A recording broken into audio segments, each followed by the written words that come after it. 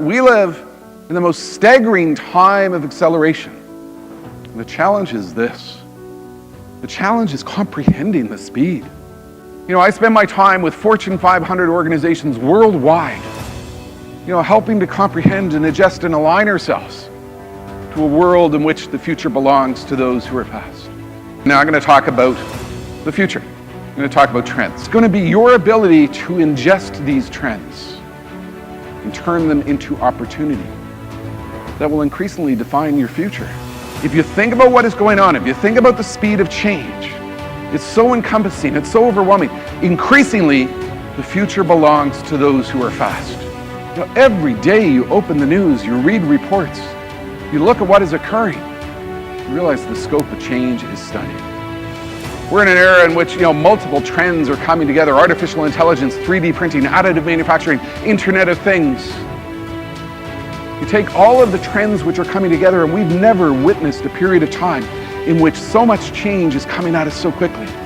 We're in a situation in which companies that do not yet exist will build products not yet conceived based on ideas not yet generated, using materials not yet invented, with manufacturing methodologies that aren't yet in existence.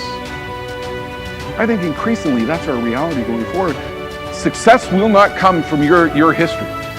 Success will not come from your legacy. Success will not come from what you've done in the past. It will come from your ability to ingest fast-paced change. What you really need to do going forward. Think big, start small, scale faster.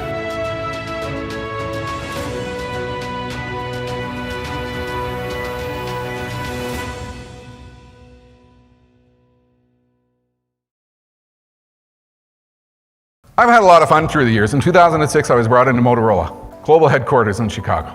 Think about the context of where we were in 2006. We were on the edge of a precipice of massive opportunity in the world of communications technology.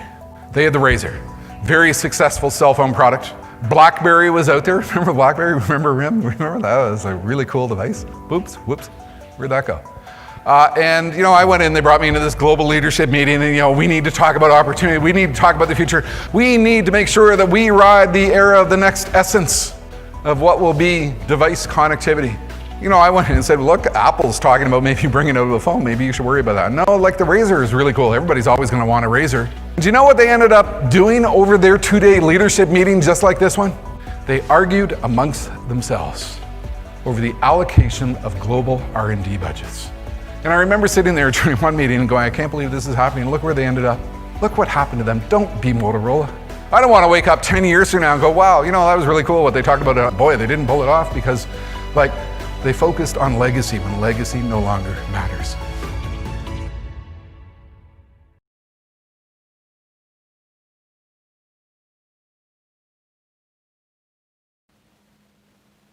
Futurist Jim Carroll from the home broadcast studio. Why do companies fail? Hubris, arrogance, invincibility. Organizations fail because they fail to keep up with the trends which are disrupting their industry. They fail to keep up with all of the change that is occurring around them, and they tend to believe that they're always going to be in the market that they're in today. And then they wake up one day and realize, whoops, that did not happen. They realize the world has changed.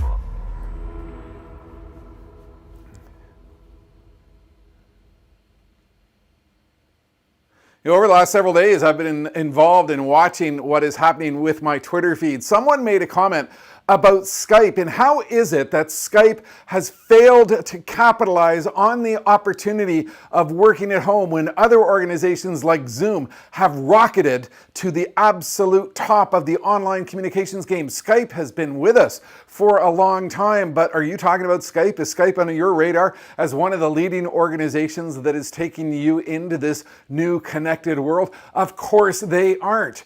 Skype isn't on anybody's radar. And when I saw this,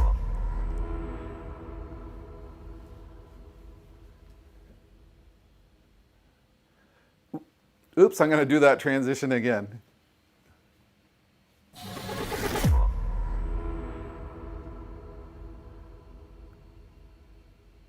You know, when I saw this tweet about Skype, I made a comment back and I said, here's what happened to them. They have suffered from the sins of arrogance. They never responded to email. They didn't listen to their customers. They never responded to tweets with product suggestions. They never, presumed that their customers might have different ideas on where the product could go. They suffered from arrogance, complacency, hubris, first mover ego.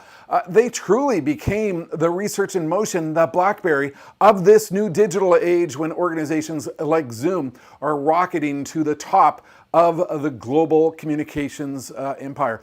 I wrote a post years ago called, "What is it that smart companies do that is really, really stupid? How do smart companies do really stupid things?" And I entitled it Moto Fail. And it was based on a story based on a talk I did for Motorola's global executive and R&D team way back in 2000.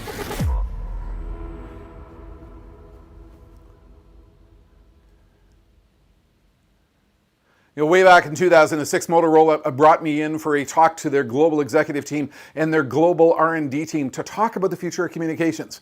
I went in and I spoke about internet telephony. I talked about what was happening with disruptive trends. I talked about the fact that Apple might be bringing out an iPhone. I talked about the fact that their world in which they believed that everybody would always buy a Razor because it was a really cool cell phone might not last. And you know what I witnessed? I witnessed an organization that was stuck with the sin of complacency, believing that everybody's always going to want to buy a Razor. And look what happened to Motorola. They became one of the best examples of how to be a stunning failure in a fast-moving market.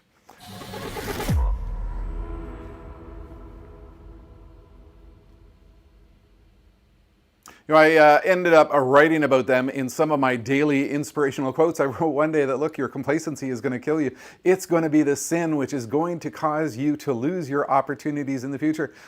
What is it that organizations like Motorola and others do? Why do smart companies do really stupid things? It's good to go through the list to get a sense of the mistakes that they make. And you need to ask yourself, are these the mistakes that I'm making as I'm trying to go forward in the future?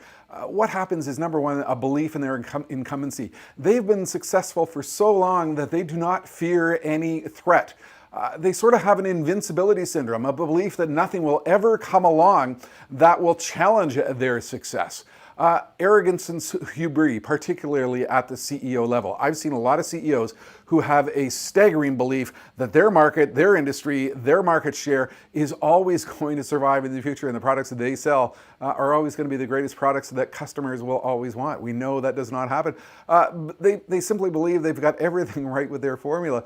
We know that's not the case with what goes on. I've seen a lot of organizations which make stupid mistakes because they have a failed team, a culture that does not promote shared goals, in which each and every division works on their own without a shared goal in mind, promoting absolutely massive dysfunction throughout the organization and missed collective opportunity with everything they do, a failure to realize and adapt to the pace of change in their market. My tagline is, the future belongs to those who are fast, and that is certainly what is enveloping us in this post-pandemic economy.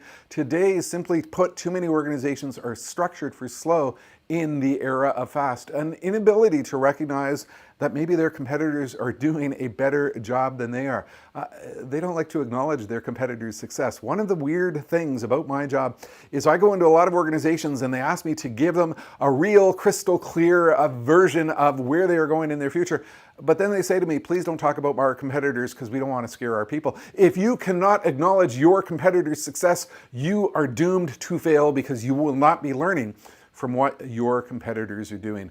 These are the sins of failure. Denial runs rampant, and the inability to confront the truth of what you are faced with, a belief that what you've got is fantastic when it's not, an inability to confront the reality that perhaps your product is failing and that you need some drastic surgical action to reinvent yourself, your opportunity, and your future. These are the sins of failure, and they are all too common for far too many organizations. And it's the type of thing that has happened to Skype, where nobody's thinking about them in the era of Zoom supremacy. An inadequate trends radar, an inability to watch the important signs, trends, and developments that will shape the future of their industry. These are the things that happen to organizations which hold them back from their future.